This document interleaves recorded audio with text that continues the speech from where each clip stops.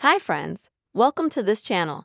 And in this video I will tell you and also show you how to disable calls in Facebook Messenger app on iPhone. Please friends, put your likes under the video. Be sure to write your comments after watching, and also friends, don't forget to subscribe to the channel. So let us get started with you. And first of all, you're going to need to open the Messenger app itself. Now at the top on the left side, click on the three bars. In the menu, click on the gear and select the notifications and sounds option here. And you'll need to pay attention here to the very first option, which is Do Not Disturb. You'll need to activate it by pressing the button next to it. And then you will need to select the time that you would like to not be disturbed by Facebook Messenger, including calls.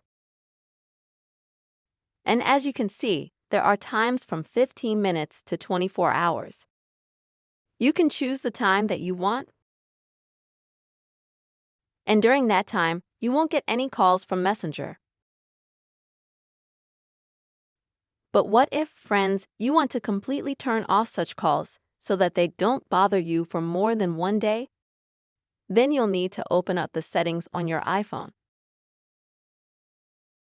Scroll down, go to the Apps option, find WhatsApp.